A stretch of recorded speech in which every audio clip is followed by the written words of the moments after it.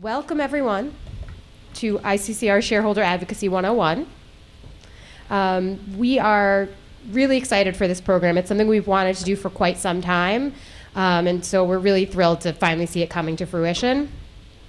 If you've printed out the agenda for this meeting, you see that the meeting is split up into 4 parts, and there's an opportunity to ask questions after each section. But I want to make sure you know that if you don't have an opportunity to ask your question now, or it's something that you don't even think about until after we've adjourned, ICCR staff are always available via email or on the phone to answer those questions. So, don't feel pressure if you didn't think of your question right now. We are always available to help you with these kinds of things. And so right now, I'm just going to start it off with Tim Smith.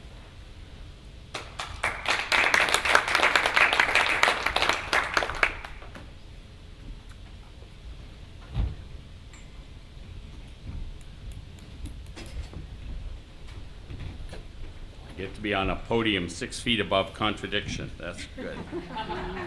Good morning, all, and good morning for this session where we're going to go over shareholder engagement, the hows, wheres, and whens of that. And also, it's obviously, we have people in this room that have been doing this for decades and can write the book on it, and those of you who are relatively new that we want to make sure this is a good briefing for. So it's a bit of a tightrope to walk between those we want to give the basics to and those who have known this for years. But I'm going to start off with a little history, a little setting the stage for where ICCR fits today in the whole shareholder engagement strategy, and then we're going to get into a lot of very interesting nuts and bolts too. So going back in time, if you can imagine, over 4 decades ago, in 1971, the Episcopal Church made history, not just for the church, but for business, when it filed the first shareholder resolution on South Africa, it was, with General Motors. And they called General Motors to withdraw from South Africa. Our very own Paul Newhauser, our attorney, helped write that resolution, and he crafted it in such a way that it argued very strongly the moral case for General Motors to withdraw from South Africa. I was privileged to actually be at that stockholders meeting in Cobo Hall in Detroit, and literally thousands of people were there. Interestingly enough, now these shareholder meetings, often you're lucky if you get 50 or a couple of hundred people, but there were thousands of people there.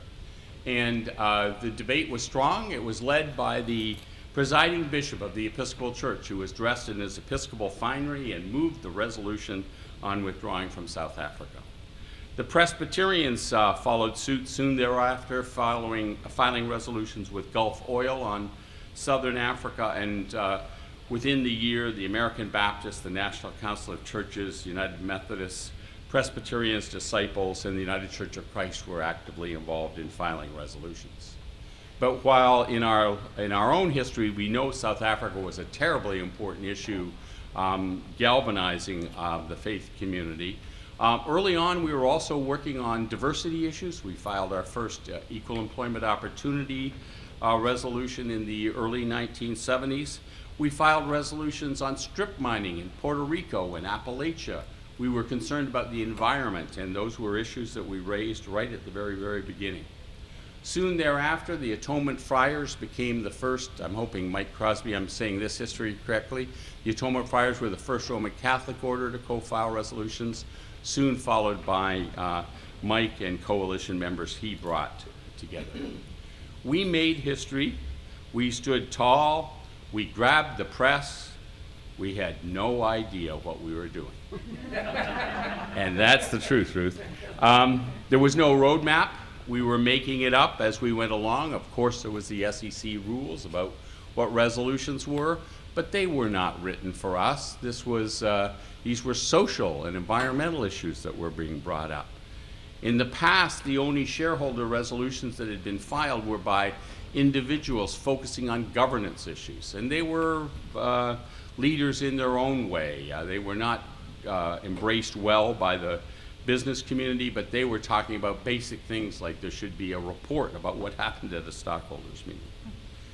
But we just weren't the only people that didn't know what we were doing. The business community was confused by all of this too. This was new for them. They'd not had shareholders knocking on their door talking about social and moral and environmental issues. And I can remember the corporate secretary of Gulf Oil, they were being challenged, as I said, by the Presbyterian Church, saying quite honestly and candidly, and in a sort of a sad, bewildered way, our shareholders have always been so loyal up until now. And it was like a change of the times for him. Shareholders were pushing on an issue and doing it rather aggressively. The Presbyterians actually tried to be inventive. They sent out a proxy solicitation to thousands of investors asking for their vote. They stirred the pot. They got a fair bit of press attention. And for some companies, that was seen to be an act of disloyalty, an act of a hostile attack. We always had such loyal investors. So companies were trying to figure it out as well. One corporate leader at Mobil Oil, a man named George Burrell, who was the general counsel, got a shareholder resolution from the United Church of Christ. Now this had a more informational ask, and it asked for Mobil Oil to do a report to shareholders about what they were doing in South Africa, and asked a lot of very good questions about their role in South Africa. And you know, they wanted to talk to us. Interesting. Howard Schomer, in his wisdom, said, let's do. So we sat down and talked to a guy named Herb Schmertz at Mobil Oil, who was world famous for putting out quarter-page ads, opinion pieces by Mobil Oil. And sure enough, they said, well, you know, let's see if this report is a reasonable enough request. They agreed to do it, and boy, this is different than today. They sent this report to every single shareholder. They put it in the mail and mailed it out to all their hundreds of thousands of shareholders. That was pretty soon thereafter we said, no, you don't have to send it to everybody, but you've got to make it available in some way, shape, or form. That was our first win-win. We were learning how to talk to companies. They were learning how to talk to us, and we found a middle ground that was meaningful. At that point, we were the only investors raising social and environmental issues. As I said, some individuals had been filing on governance issues. The Gilbert brothers, a woman named Wilma Sauce, leaders in this space. But we were the only voice in town filing on and raising issues of social and environmental importance. We set the foundation for work going ahead. And we were, I think, we can be proud. It doesn't have to be, it's not a sin, I don't think, that we did play such a key role. And in fact, one of the signs of the importance of what we did is a group called the Investor Responsibility Research Center was set up to monitor what we did and to analyze the resolutions to help universities and foundations who were voting on our shareholder proposals. So they needed an objective source. Now IRC is part of ISS, Institutional Shareholder Services, but they were set up in response to our resolutions. Okay, well, enough meandering down memory lane. So I want to fast forward now 40 years to a different landscape. And today, this is familiar to many of you, there are literally hundreds of filers of shareholder resolutions. And even in this room, you see the cross-section of people who are proactive, investment firms, mutual funds, foundations, trade unions who are members of ICCR, many of them too, state and city pension funds, non-governmental organizations, individuals joining in filing resolutions on environmental and social issues, and many of them on governance issues too. So there's several hundred such institutions that actually join in the filing shareholder engagement process. But there are others that join in writing letters and petitioning companies, maybe having conversations with them, and then some others who just vote, and they do that much more passively. Some of these folks, we really don't know what they do or how they do it, because it's, they play their cards close to their vest. So TICREF, the biggest pension fund in the world, some of us have our pension money with them. Very important. In fact, the work led by somebody who was the chair of ICCR a few years ago, John Wilson. Very important voice with the business community. But they're not about to turn out a press release when they have a conversation with a company. And they file resolutions as a last resort, and often don't publicize it till it comes out in the proxy. So just a different style, right? The votes are changing too, aren't they? We're all aware of that. We used to celebrate, Susan Meek and I were talking about this yesterday, celebrate if we got 3%, because it meant we could come back with a resolution. We usually now, on virtually any issue, are getting over 10%, but we have substantial votes of 25 to 35% on issues like the environment, supply chain, and human rights. And governance issues, some of them go off the charts. The resolutions get 60, 70, 80% of the vote. And some of those resolutions are filed by individuals that just have 100 shares, but they have the message, they want that reform, perhaps having the board all elected at once, and in no more staggered boards, and they get that 70%, 80% vote. The times they have changed. We've learned a lot too, haven't we? We've learned a lot of engagement strategies. We've learned how to be good listeners, but also good negotiators. And companies as well have learned a great deal too. One of the things that you have seen is the amalgam of the issues that we worked on traditionally called environmental and social issues, or we would so describe, with governance issues. So you all know the term ESG, environmental, social, and governance investing. And so these issues are seen to be much more commingled than they were. 25 years ago, there was a sort of a huge wall, and the folks who worked on governance did that, and they thought perhaps the issues we were working on were a little flaky, and they focused on governance issues and ran their own strategies and campaigns on them. Part of this new amalgam, this new reality, is reflected in what you've heard me talk about numerous times up here, the principles for responsible investing. And PRI, as they're known, now have investors globally, a lot of mainstream investors, not folks who are motivated by social and environmental issues, but folks who may be motivated by concern about risk or about how the bottom line is impacted. And PRI now has members that I think have about $35 trillion of assets under management. So those investors are involved in this space because they state as part of their commitment to PRI that they will integrate environmental, social, and governance issues into the investment and engagement process. The signs of the times are changing.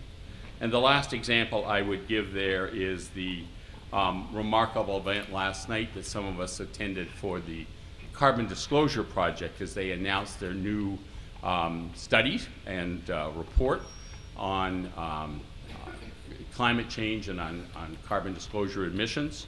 And there, investors globally with over $87 trillion are actively involved in pushing for companies to disclose their carbon emissions and their plans to reduce them because of the concern about climate change. Remember, many of those investors don't start with an environmental concern. They're not starting with being concerned about protecting God's earth. They're starting with protecting their portfolio. But they may come to this very same place of saying to a company, we need you to be accountable, we need you to be transparent, and we need you to move forward on climate because it's a threat to us all. So the times indeed have changed. The context has changed. ICCR is no longer the only coordinating center in town. So I will end with just a quick description of how some of the coalitions that have formed have blossomed around us. So I mentioned quite at the very beginning that we were the coordinating center for investors who were involved in social and environmental issues. And today we still are playing that key role with a broader base. You know our membership now, the core is religious organizations, but investment firms like my own Walden Asset Management or Trillium Asset Management, mutual funds, some foundations, trade unions involved as well. But also we get our work done in ad hoc coalitions and specific formalized coalitions. So examples of ad hoc coalitions are groups that are working together on board diversity, putting women on boards of directors, or the tremendous work done by the Rich Liroff and Environmental Health Network. So here, working on issues like fracking and working on issues like toxic chemicals, together, investors coming together to get that job done. Working with the Center for Political Accountability on political spending disclosure, and an ad hoc coalition being built, led by ourselves and the trade union AFSCME, to work on lobbying disclosure. So the vibrant thing about this is ICCR is still front and center in this process. But you also have people coming together when they need to get something done on issues that perhaps aren't front and center to ICCR's agenda. The last one I'll mention, well, two, I guess. One important one on governance is the Center or the Council for Institutional Investors, which tend to be the big pension funds in this country that particularly focus a great deal on governance reforms, and a very, very powerful coalition. And finally, our colleagues at Ceres, the Center for Environmentally Responsible Economies, which my colleague Aaronceres, sitting at the back there, used to work for and has now come to join Walden. So if you want to learn more about Ceres, you can talk to Aaron. Ceres actually coordinates work around climate change. So that's its focus, it's its mission. And they actually have a shareholder action group that does that kind of coordination, the same kind of thing we've been doing too for years on so many other issues. So the signs of the times have changed. The effectiveness of this work is growing. I think the business community is paying much more attention to investors now, because we both speak with a strong and unified voice often, and sometimes we have the real power of a huge amount of capital behind us too, don't we? We are the owners of these companies, and companies, I think, are paying attention now more than ever. So I hope that's a helpful way to get us started, and I'm going to turn over to Allison about how we choose our priorities and our strategies.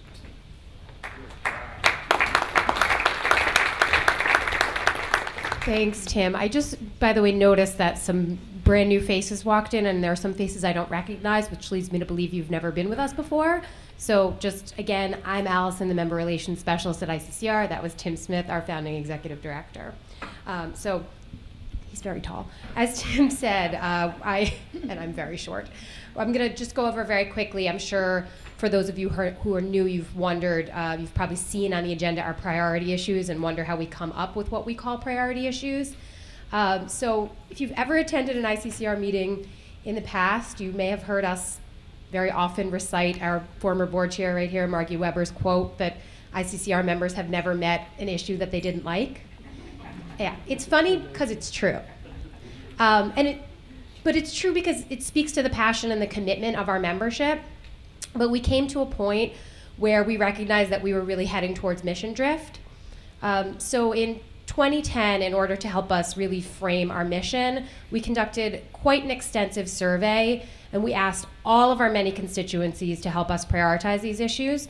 Then we brought it back to our membership. The results of that survey were voted on by our membership, and then we designated priority issues. And the issues we selected were food, water, domestic health, environmental health, financial practices and risks, global health, human trafficking, Walmart, and supply chain. Now, that prioritization plan was meant to be in place for 5 years, so it will be revisited in 2015. But of course, we understand we live in a world where issues just come up in those years in between prioritization surveys. Wouldn't it be great if we could all predict 5 years in the future? But we can't. So a great example of that is our divestment response project, which is sort of a new twist on our long-standing environmental health work. But it came up after 2010, and so we do understand it's an important issue, and that's why you see it given time on the agenda, and you see members and some of our senior staff working on it. We do understand that we still can improve the way that we handle emerging issues, and we are this year going into another strategic planning year, and that is definitely something we're going to give a little more thought to. But I hope that this helped you all that are new frame a little bit of how we came up with those priority issues. You didn't think we just sort of picked them at random one day at a staff meeting. So anyway, I am now going to throw it to Nadira, who is going to go over engagements.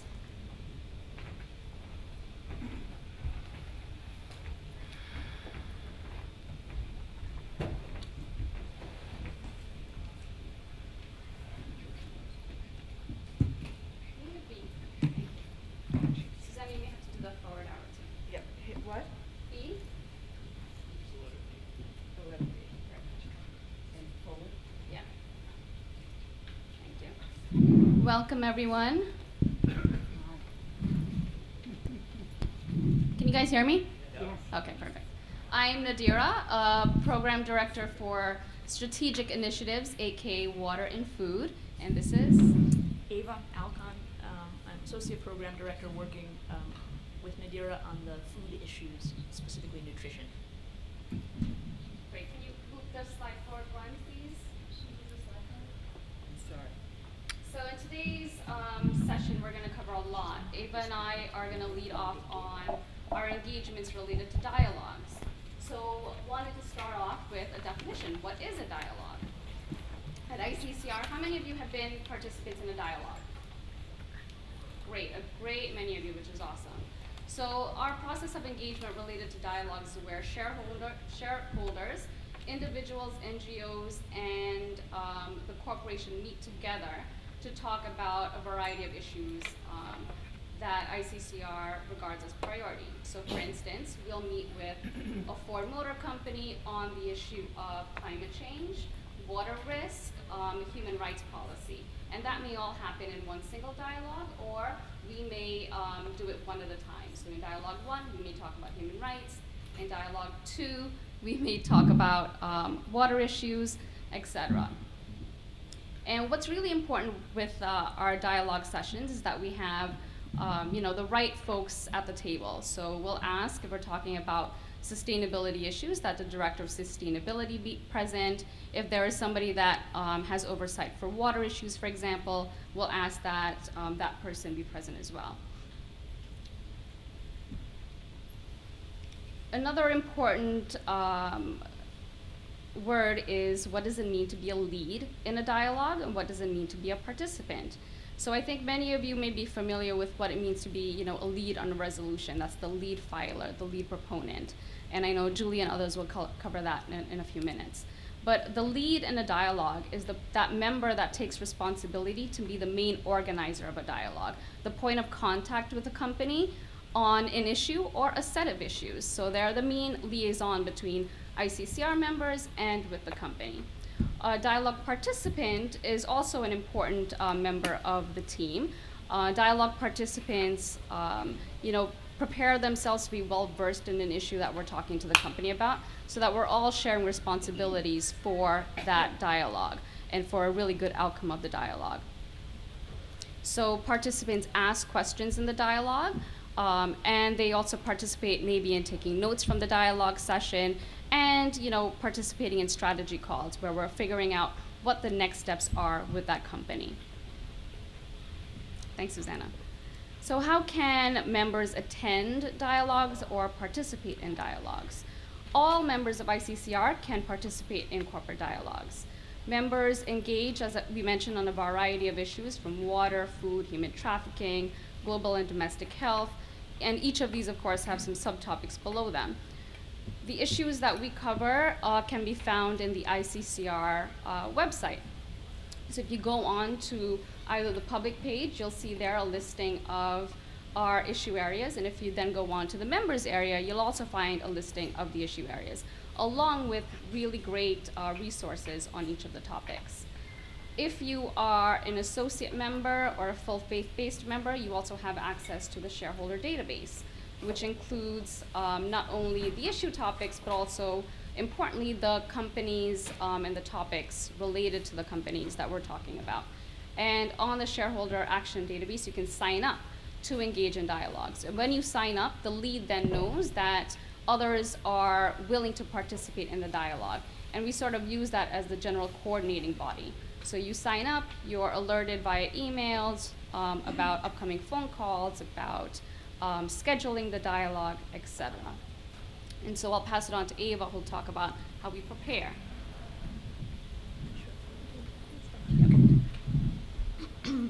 So, thank you, Marnie. Sure. I am Associate Program Director, working on our access to nutrition work, engaging food, beverage, restaurant, media, and retail companies. Okay, louder still. How about that? Is that better? Okay, I will, in fact, hug the mic. Okay. So I wanted to talk a little bit about what kind of preparation is helpful before going into a dialogue. So you're a new member, you've become familiar with our issue areas, and you're interested in more active participation. A good first step, like Nadira said, is to join a dialogue that another member is leading, to participate in preparatory calls and emails, to listen in on a dialogue, and even ask a question of the company. Come prepared to ask a question. If you wanted to take the next step of ICCR involvement and lead a dialogue, the first thing to do is check the shareholder database, if you have access, to see what other activity there might have been with your company around your issue in recent years, and also what other issues ICCR members are engaging the companies about.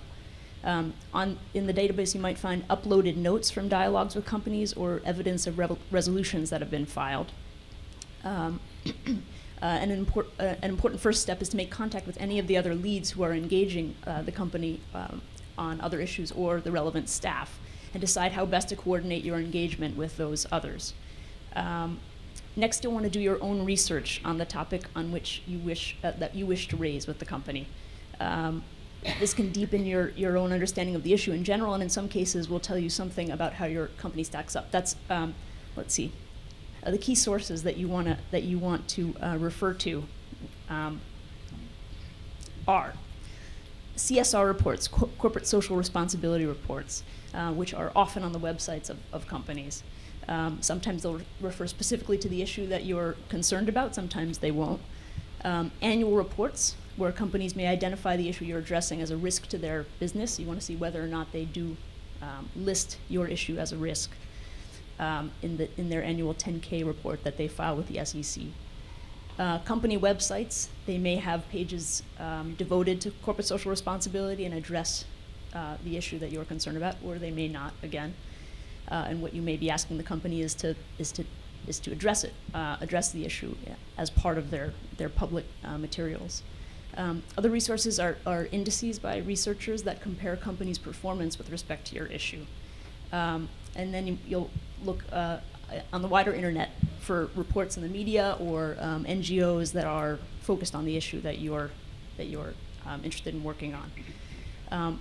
Again, the ICCR resources that are most useful are the members area that Nadira mentioned, the ICCR public website, where you could find, in the members area in particular, reports, strategy documents, investor statements, principles, etc. Also the monthly conference calls. Once you're an ICCR member, you can join through the website the group that concerns the issue that you're interested in.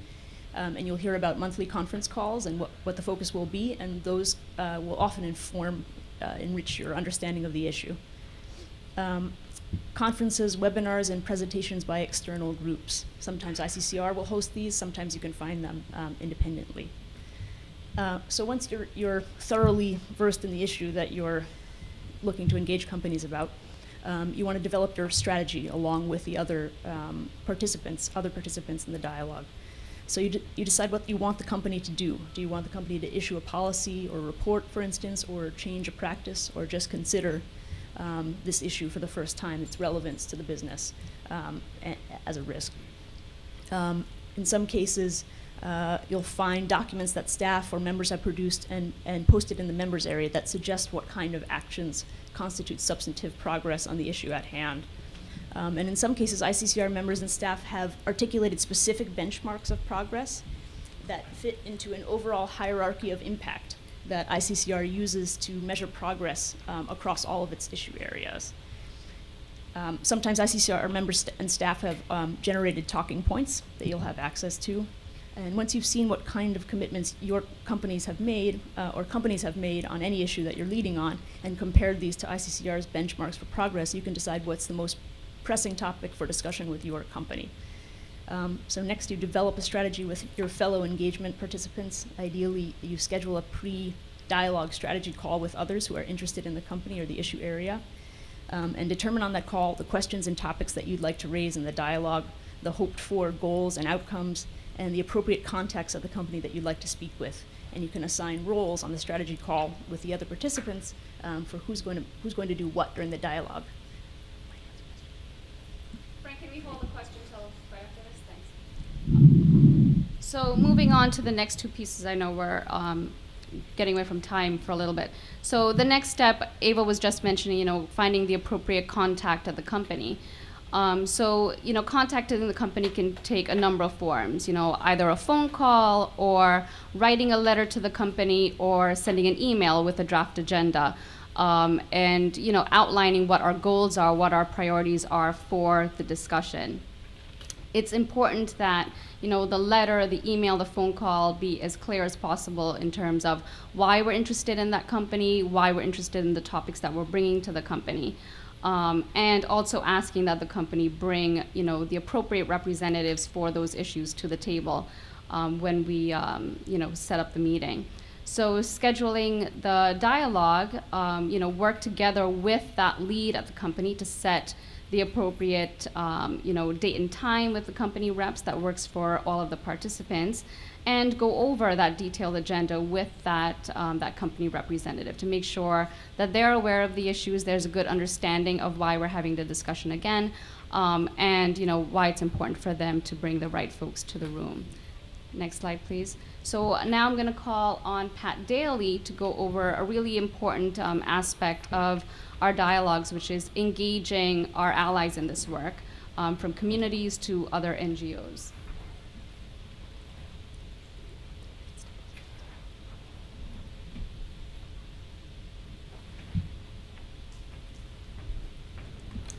Good morning, all.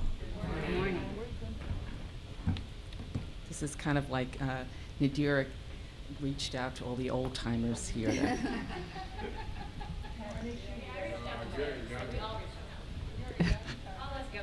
You need a little louder. Okay. So I'm going to try to do this in 4 minutes instead of 5. How's that? Right? And we're just going to kind of look at the importance of engaging communities, NGOs, and other shareholders. Our legacy as faith-based shareholders has always given us and continues to give us access, as well as people reaching out to us because of the faith-based communities. All right, our churches, our synagogues, our temples have always been a source of people coming for help. Right. That happens both locally here in the United States as certainly internationally, especially the international partners, right? The Dominicans, the Oblates, the Franciscans, who have people around the world, right? Have a special access to realities that go on in communities. Here in the New York area, I recall the work that we did with our concerns around the Hudson River. And it was really understanding the community's risk, right? People in the community who were looking, and every day looking to feed their families with the fish they fished from the river, right? Completely unknowing that there were fish advisories. And that was really our entree into bringing the PCB contamination to General Electric, right? We were speaking with a very different voice than the environmental community, right? We then worked together to do that, all right? We shared great alliances, and that helped us work on consolidated press, messaging, et cetera. The other communities that we've worked with around the world really have been the mining communities, right? And we see today, especially the impact not just on human rights issues, but now we see incredible issues around water, right? Attention there. Historically, it was the local community in Love Canal in upstate New York and that contamination that reached out to ICCR members and the coalition. There used to be a coalition in Western New York who really led that that initiative with Occidental Petroleum, because they owned Hooker Chemical, responsible for the contamination at Love Canal. Today we have great relationships as well with the Mosstown community, and that's one of our initiatives there. The NGOs, there are people in the room who remember that we never worked with NGOs, right? We worked alone. We were religious groups who were shareholders, and there were people among us somewhat suspect of NGOs. And certainly you would not bring them into a dialogue. Okay? But it was, I believe, the relationships that we have been able to establish with NGOs, and I think we've really taught NGOs how to move and work with corporations as well. The work that we initially did with Ozone Action on our climate change, right, enabled us to bring great scientific expertise into dialogues with companies. And then we were able to then rely on them. This was long before we had a communications director. They really worked with us on press.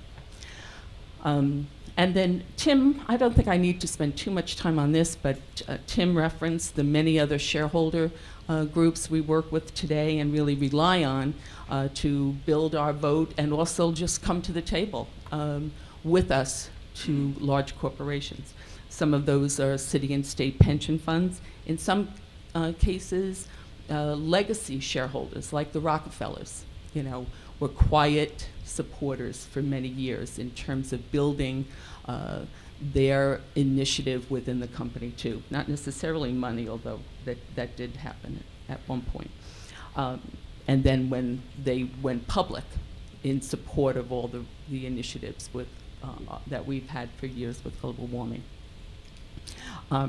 So at any rate, that helps the build the vote pressure as well. Perfect. Thanks. All right.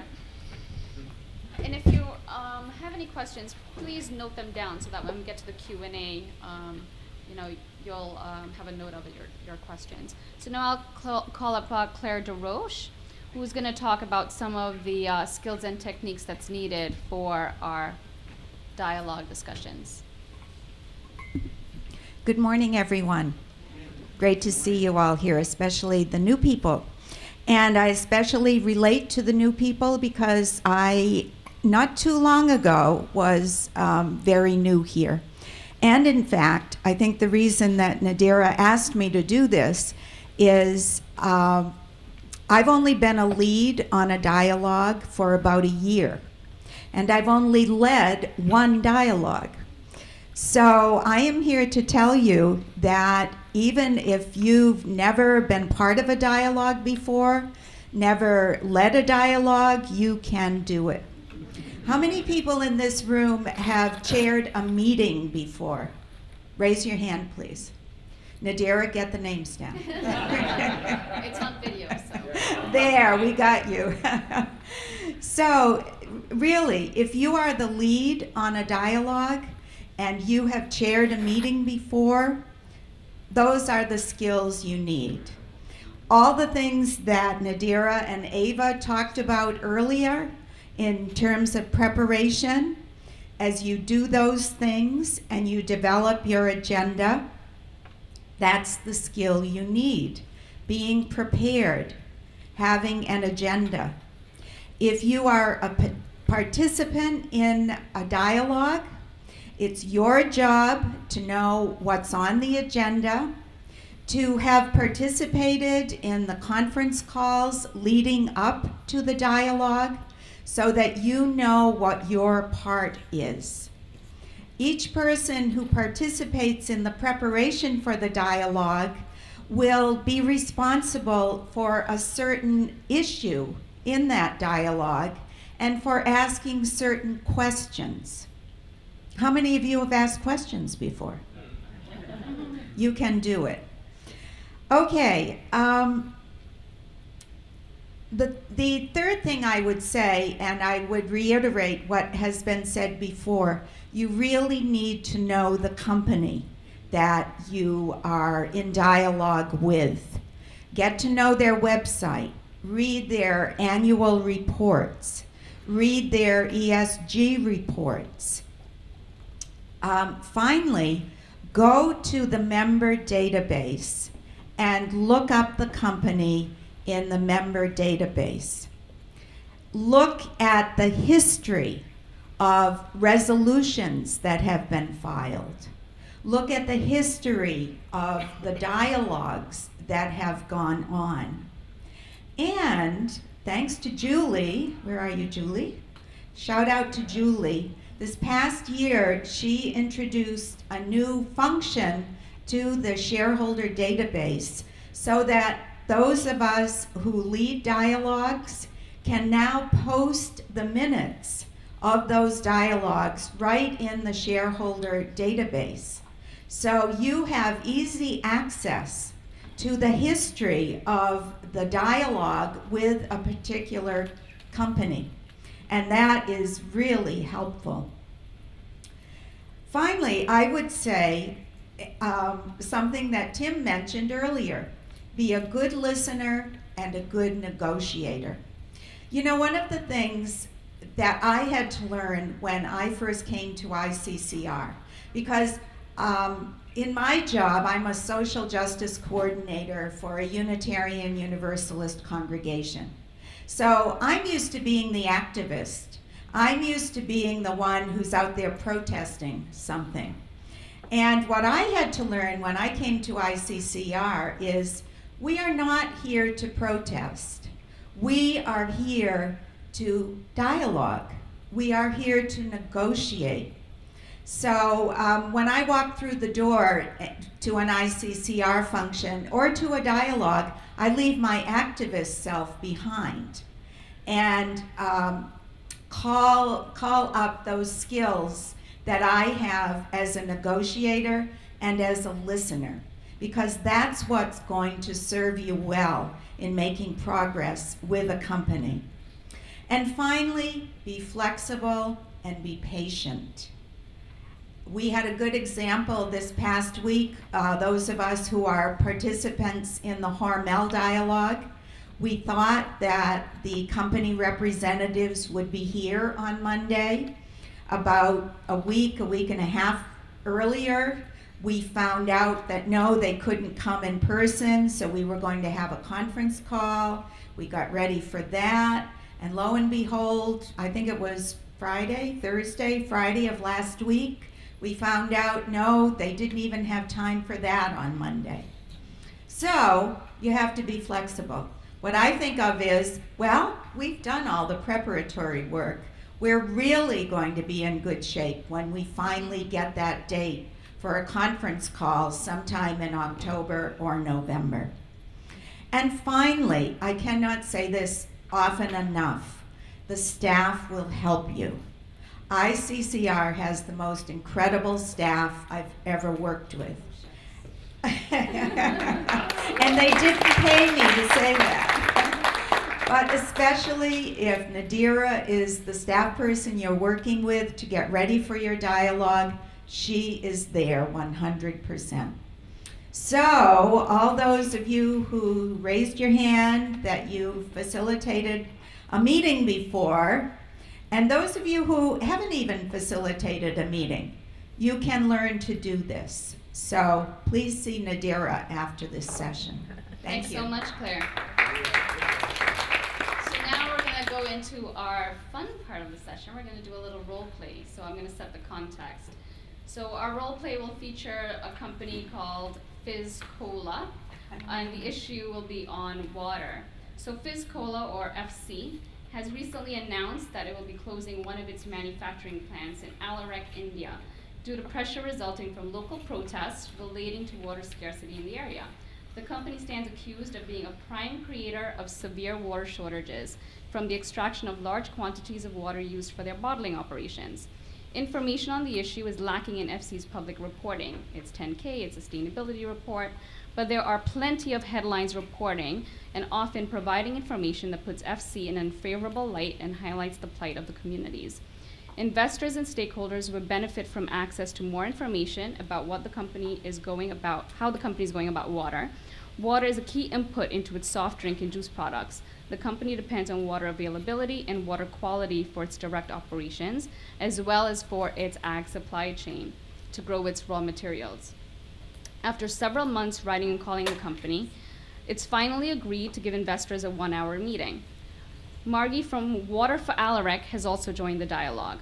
At the conclusion of the short meeting, FNC agrees to have further conversations with the stakeholders who advise the company to consider increasing its disclosure of water-related risks as well as community impacts. So I think I'm going to call up our dialogue participants, Margie, Chris, Marcella, and Susanna, and they'll begin by introducing themselves.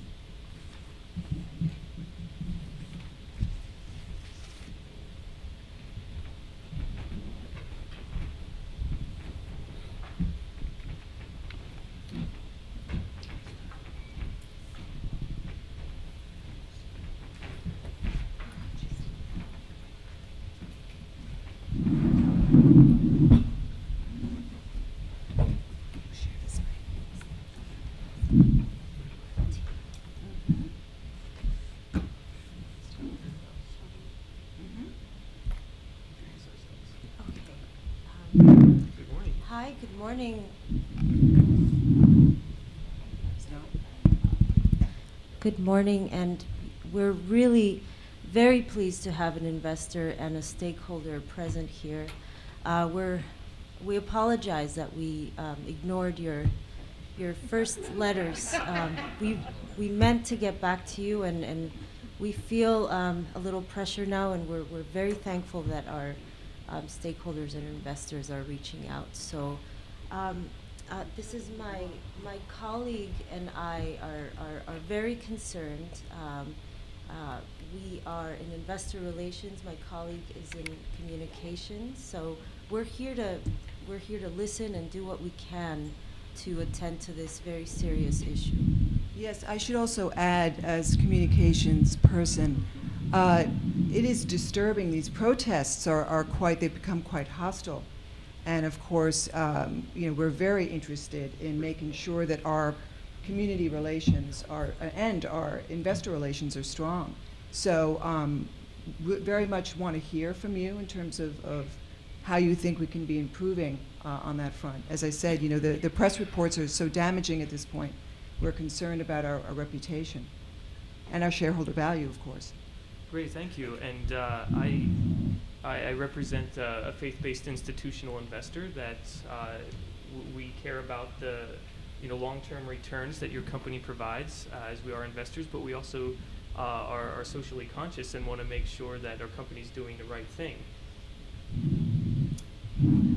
I'm Margie from Water for Alarak, and I'm just so grateful that Chris invited us into the table, because we have been so frustrated trying to communicate with Fizz Cola, or whatever they call themselves, because we're experiencing on a daily basis the threat to our supply of water. So thank you so much, and we're really, really looking forward to this conversation. We hope we can get to some substance.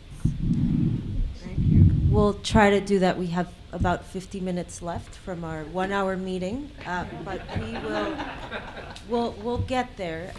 We wanted to start by really talking about the really legacy sustainability, long history of sustainability of Fizz Cola.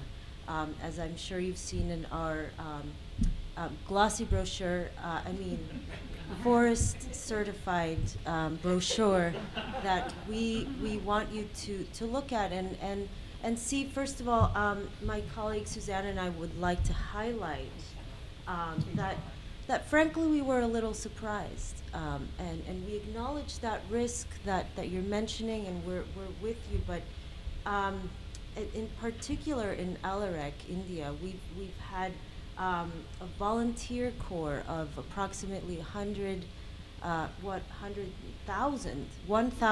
volunteers out there, and we call them the busy bees of Fizcola. And this is a program where the busy bees help to build a well in a rural area of Alarak. So we think that we are really connected to the community by building that one well. And Susanna, did you have anything to add to this initiative? Well, yes, we helped our volunteer corps, the Busy Bees, went in and worked alongside high school students, 150 of them, in this rural area in Alarak. And there was just tremendous collegiality, tremendous team spirit that was fostered by this project. And beyond just the building of the well and other water purification systems, they were also able to conduct trainings. So when you think about sustainability, here we are training these youths on water sustainability, and in the hopes that they will, of course, train future generations. So we think this is a really good example of our corporate responsibility. And as I said, it is somewhat disturbing that, after all of these programs that we've instituted, that they're really, there's these protests that are going on locally. Our in-house hydrologist agreed with this Busy Bee program, so we're surprised. Tell us more about your concerns. Well, we very much appreciate the Busy Bees program. We think it's something that is getting local folks involved and is helping to build wells. I guess what we're really concerned about is the company's operations itself. The amount of water that's being extracted to use for your products, and the kind of community relations that the actual plants have. Clearly, closing one of your plants due to activist pressure was kind of a black eye for the company. We see that as continuing of that as possibly the company losing its social license to operate in areas like Alarak. And we think there's many things the company can do on the operations side beyond just the corporate responsibility volunteering. Actually measuring and reducing the environmental impact, specifically the water impact, and very many things that can be done for risk mitigation. Here's the series Aqua Gauge, which can provide many different ways to measure your water impact and increase efficiencies. But absolutely, yes. Please. Send this up to management. Great, perfect. And my colleague Margie can speak a bit more to the community side here. Right, and while Chris had just mentioned about that document from Ceres, there's also principles for water sustainability that you might want to take a look about. I would hope that the next conversation there might be a sustainability officer. If you don't have one, maybe you want to get one. But, it's all well and good to teach the kids how to drill a well. But if there ain't no water to drill for, what's the point in teaching them, because they're going to be frustrated in 20 years. So that's the point, right? Looking long term. We're going to be going. We're not going to be migrating any place. You close in the plant, you can move someplace else where you got the water. Not us. We live here.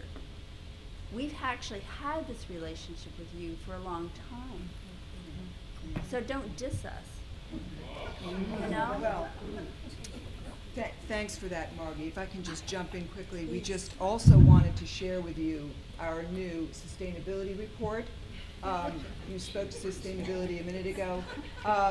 When did this come out? Well, actually, this is the second year now that we're doing a sustainability report. Last year's was about 70 pages long, printed, and we, wanting to respect the environment, decided that we would go to a much more economical and environmentally friendly format. Yep. So as you can see, it's now 16 pages, very compact, loaded with infographics. Pictures. And can you Yes. can you Yes. show us where you have where you're studying the water impact, the watershed impact, Well, and your goals, your long-term goals for there is reduction? one right here, the water drop, where you can see that is one of our goals. And there's a lot of further detail on the website. If you go to the sustainability report on the website, you'll see that in greater detail, won't you, Marcella? Yes, and we really appreciate you highlighting this impact on the watersheds. Our hydrologist missed that part in the conversation. Ouch. But you know, we appreciate the input. We really do. Susanna, Absolutely. You know, I think this talk about a sustainability officer is worth bringing up again in our continued conversations. Like not in a year, right? I mean, like maybe you'll let us know in about a month or so. I mean, excuse me. I mean, you know, this is the community here. No, that's fine. No, Very the important. community relations, as we said at the onset, very important. Investor relations, very important. I think we have some homework, don't we? We have some reading that we need to do between this aqua gauge and these principles. And these are exactly the kinds of resources. And I'm not speaking with my FizCola hat on. I'm speaking as somebody who cares about the environment. That these are resources that we need as a company who's just starting to take that journey on sustainability. So I actually changed my mind. I think you guys you're onto something here. Yeah. Thank you for taking us seriously, and we'll stick around, so we will be in further dialogue, and we think you're off to a good start. We thank you very much for meeting with us here, and we hope to help the company move along further to assessing its impact, its water impact, and mitigating that impact as well. And we hope this is just the first step on a long journey. And we're very, very grateful that Chris has invited us to the table, because we do understand that historically you actually don't talk to too many of us. Well, that's part of our agenda now, is to think about a sustainability officer and maybe down the road start that process. But with your pressure, we can get moving on that agenda. So thank you for pushing us, because that helps us We'll push keep it our up. agenda We'll keep it internally. Great. Terrific. And scene.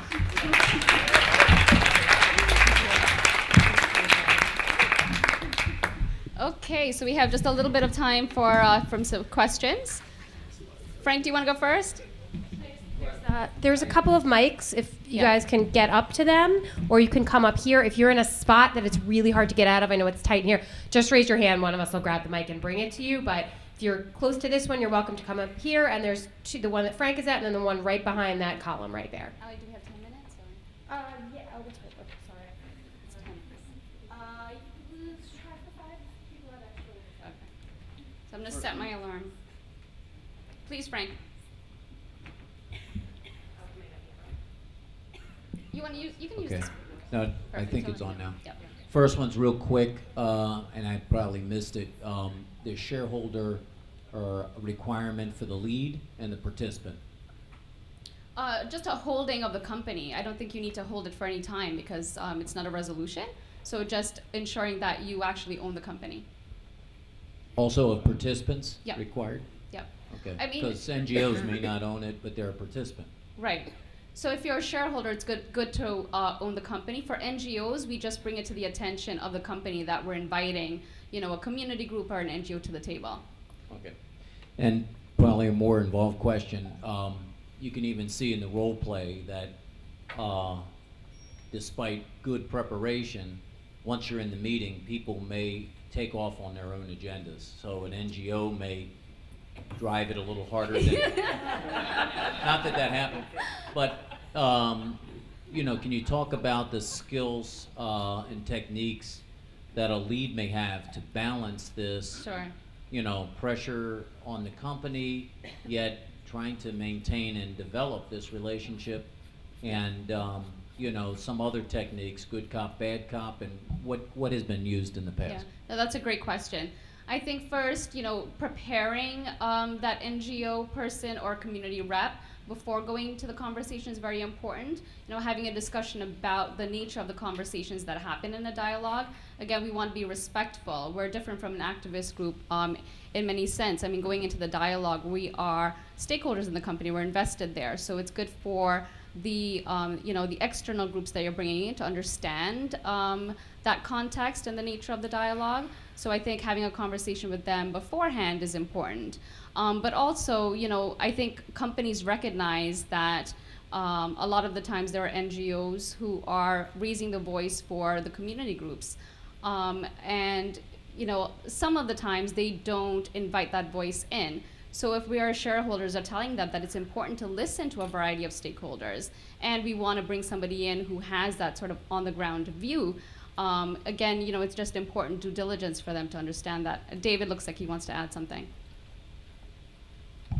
Frank, two people to talk to. One is Susan Mika, who's done a lot of work, particularly on the border in Mexico, but many other places. But I'm thinking right now of Alcoa, where actual meeting after meeting after meeting took place with workers from plants that Alcoa owned in Mexico. And that was a blend of shareholders with the workers, and it took a lot of preparation, but then it lasted, it was over year after year. So I think the relationship building at first really matters. Another is Stephen Heim. There are many others that I can think of, but Stephen Heim with ConocoPhillips, for example, bringing in indigenous leaders, also bringing in Amazon Watch, which has a different sort of role and responsibilities in the issue, but it's done in such a way that through that process that Nadira is describing, it can really work, and recognizing that they bring often some sort of, the details of what's happening on the ground that are absolutely important to make sort of the, whether it's the water case or the sustainability case or the human rights case. And in the water session tomorrow, we'll talk about engaging communities, some of the opportunities that exist, and then, of course, there are some challenges, some of the questions that you were raising. Yes? Hi, John Arnold from ICCR in the UK.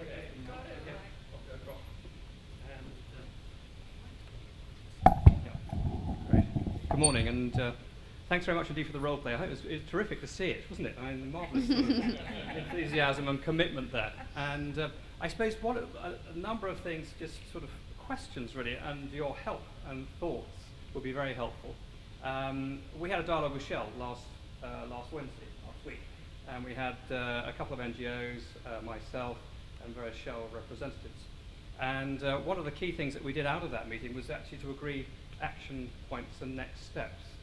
And I found that very helpful, that we were going to go along and do that and actually get a commitment from that meeting to doing that. But the other point is actually how you actually connect into those who influence best within the company itself. Because sometimes I'm always a bit worried about going to these meetings and you wonder quite how far what you've discussed gets and how you manage to maximize that influence of those discussions. So it's really just a couple of observations and questions, and for your help and advice would be terrific. Thank you. Terrific. Anyone who has experience from dialogues want to add anything on that comment? Margie? I think that's something that you actually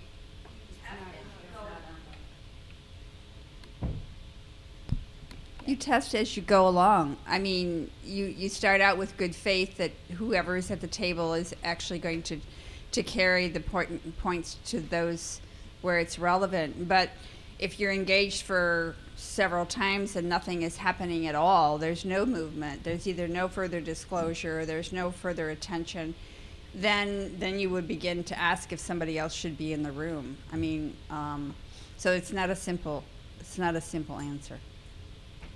That's my experience. Yeah. And we also, we learn from each other. So the more we can share these observations, I think the better, so that we can, help each other with some of the challenges that may come up with these engagements. I think we have time for one more question in this section. Hi, can you hear me?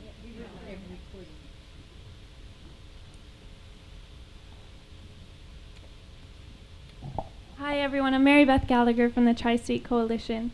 I was wondering if you could talk a little bit about developing the asks for the company, and if that's something that is ICCR wide for the strategy areas, or if that's what the hierarchy of impact is all about. If you could talk a little bit about honing in on what the asks are. Awesome. Thanks, Mary Beth. And I did not plant her.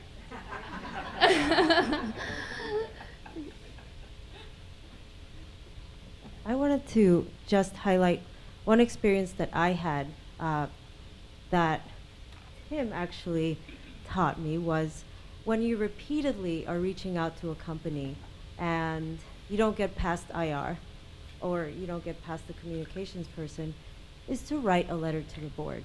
If seriously nothing gets through, a letter to the board sometimes will. So it's a proven tactic by Mr. Smith here. Just wanted to add that. Perfect. Thanks, Marcella. So on the Susan, do you want to address the ask or? Oh, no, I have something to add to Marcella. Okay. I'll just answer Mary Beth's question. So in terms of developing, what the asks are of the companies, what are the questions and the outcomes that we want addressed at the company, lots of times we talk on monthly conference calls for a variety of issue areas. So sometimes we're discussing issue areas and what key asks should be for that issue area. This past summer, for the water and the food group, we held a series of strategy calls. On the water side, there were strategy calls by the sector, and on the food side, strategy calls by the issue area, to really, suss out what the asks will be for the next shareholder season.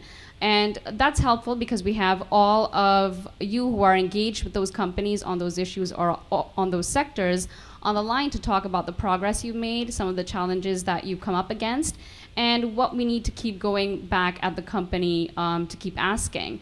Then we provided a couple of documents, so the hierarchy of impact, or our criteria for water sustainability, food sustainability, human trafficking. A number of groups now have created these benchmarks. And so the benchmarks are intended for not only to help us as investors document the progress we're making the companies. Under each of the benchmarks, there are key criteria and key questions that we are asking in these dialogues, but also it's a good prep material for the dialogue sessions, questions that we're asking to these companies. And you can share, as we mentioned before, share in advance those key questions, those key asks. Sometimes there may be a bit of a back and forth. The company may be willing to address a certain set of questions because they're just at the beginning stages of an issue before they're likely to go ahead and implement a plan or set goals, just because of the nature of the stage that they're at. We also have developed these various principles on a number of issues that has some key talking points and some of our key asks embedded within them. So Margie was talking about our water sustainability principles. In there, you'll find some of the key asks around water. We also have principles for domestic health, for human trafficking now. So these are really intended to be helpful materials for you to develop some key questions for the company. Susan, do you want to add your comment, Susan Baker? Sure. Just on the asks too. We try to always frame the question so they can't answer a yes or no. Perfect. Right? Or what needs to happen within the company for XYZ to occur. But just to build on what Marcella said about writing to the board, we've used the shareholder proposal lever to try to get better access also to different people within the company. So we sometimes make that a condition of withdrawal of a proposal, basically saying let us talk to the independent nominating director on your board about board gender diversity, for example, and then we'll be able to withdraw the proposal. So just add that as trying to get access to other folks within a company. Terrific. I'd like to thank Ava, Pat Daly, Claire DeRoche, Margie, Chris, Marcella, and Susanna for helping with this section of the agenda. And I'll toss it to Allie. We're just going to take a break right now. I want to let you guys know, first of all, I received a phone call from the headhunter of ExxonMobil. They would like Susanna and Marcella to work in their PR department. they don't know why you're wasting away here. But we're going to take about, we had said 15 minutes. Would you guys be okay with 10 minutes in the interest of time? Is that okay? Okay, so a 10-minute break, and because some of you are so new, that front desk where you checked in, right behind that is the escalator. Just go down one floor on that escalator, and that's the closest restroom. And thank you guys. We will see you back here in 10 minutes. I think that's what, 9:20, 9:22?